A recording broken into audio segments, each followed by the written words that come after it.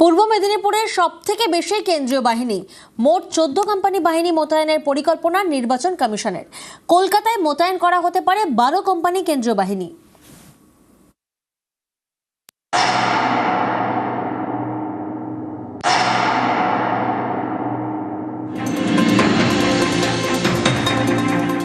Vote ঘোষণা এখনো হয়নি, তার আগেই রাজ্যে কেন্দ্রীয় বাহিনী 1 মার্চ থেকে বাহিনী ময়দানে নেমে পড়বে।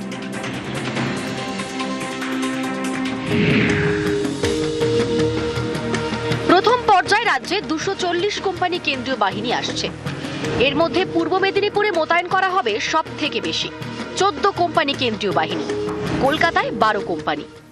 সেন্ট্রাল ফোর্স তো 28 তারিখ আগেই আসবে, আর সেন্ট্রাল ফোর্স जो আছে 1 তারিখ মধ্যে যেখানে যেখানে ডিসিশন হয়েছে ওখানে মোতায়েন হয়ে যাবে। And they will go around the area, ওরা ঘুরবে, ওরা দেখবে, ওরা বসে থাকবে না। সেন্ট্রাল ফোর্স যেটা আছে যেখানে প্রয়োজন বোধ হবে ডিএমএ এসপি আর ল অর্ডার মেশিনারি ওখানে নিয়ে যাবে। ইলেকশন জন্য তো area domination is part of that thing, spelled out policy of ECI. যাবে, চিনবে, পেট্রোলিং করবে, ওদের গাড়ির মধ্যে জিপিএস থাকবে, বডি ক্যাম থাকবে। এটা যেটা আছে এদের ভালোই, কোথায় কি ঘুরছে না ঘুরছে রোজ সব আমাদের কাছে ফিডব্যাক থাকবে।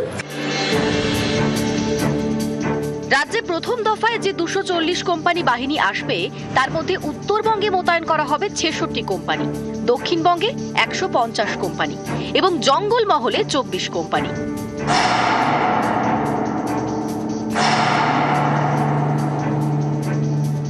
আমরা অপেক্ষায় আছি নির্বাচন কখন ঘোষণা হবে। নির্বাচন ঘোষণা হলে ডিজি থেকে আইসি পর্যন্ত খোল ললচে বদলে যদি নির্বাচন করতে পারেন, বাইরের রাজ্য থেকে যদি এসপি আইপিএস অফিসারদের এনে বসাতে পারেন, তাহলেই কেবলমাত্র পুলিশের যে গুন্ডামি, পুলিশের যে রাজনীতিকরণ এটা বন্ধ হবে।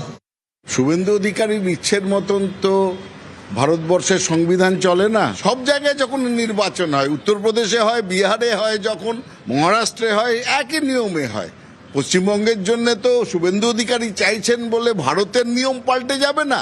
এগুলো হচ্ছে হতাশার আর্তনাদ। ওনার ভয় হচ্ছে সিপিএম এর মতন আবার বিজেপি একদম শূন্যতে না পৌঁছে যায়, সেই সম্ভাবনাও এবার আছে। প্রথম পর্যায়ে রাজ্যে 240 কোম্পানি কেন্দ্রীয় বাহিনী কিভাবে মোতায়েন হবে তার পরিকল্পনা চূড়ান্ত করল নির্বাচন কমিশন। 35টি পুলিশ জেলা পুলিশ কমিশনারেটেই এই বাহিনী মোতায়েন থাকবে। তবে জেলা জুড়ে নয়, কিছু নির্দিষ্ট থানার অধীনেই থাকবে এই বাহিনী মোতায়েন। ক্যামেরায় সুমন বোসের সঙ্গে সোমরাজ বন্দ্যোপাধ্যায়, নিউজ 18 বাংলা, কলকাতা। 28 রাজ্যে কেন্দ্রীয় বাহিনী, স্কুলে বাহিনী থাকলে পড়াশোনায় ক্ষতি, পরীক্ষার মৌসুমে আশঙ্কা শিক্ষামন্ত্রীর। আমরা আশাবাদী আমরা ওই পরীক্ষা নিতে পারবো। যে অবস্থায় আছে এসআইআর, আমরা খুবই আশঙ্কিত যে কি অবস্থায় শেষ অবধি রাজ্যকে ওরা বাঙালিকে নির্বাচন কমিশন কোথায় কোন ফুটপাতে নিয়ে গিয়ে দাঁড় করাবে। কিন্তু আমরা আশাবাদী যে 1 তারিখ আমরা পরীক্ষা নিতে পারবো। কেন্দ্রীয় সরকার যদি মনে করে থাকে যে স্কুলগুলোই একমাত্র হচ্ছে ধর্মশালা, সেটা কেন্দ্রীয় সরকারের মানে তারা স্কুল শিক্ষাকে কিভাবে দেখে সেটা দৃষ্টিভঙ্গির প্রশ্ন। নিশ্চয়ই কেন্দ্রীয় তাদের বাহিনী কোথায় থাকবেন তা থাকার ক্ষেত্রে নিশ্চয়ই তাদের আলাদা ভাবনা আছে, কিন্তু এটার জন্য যদি রাজ্যে স্কুল শিক্ষা ব্যাহত হয় সেটা আমরা চাইবো না।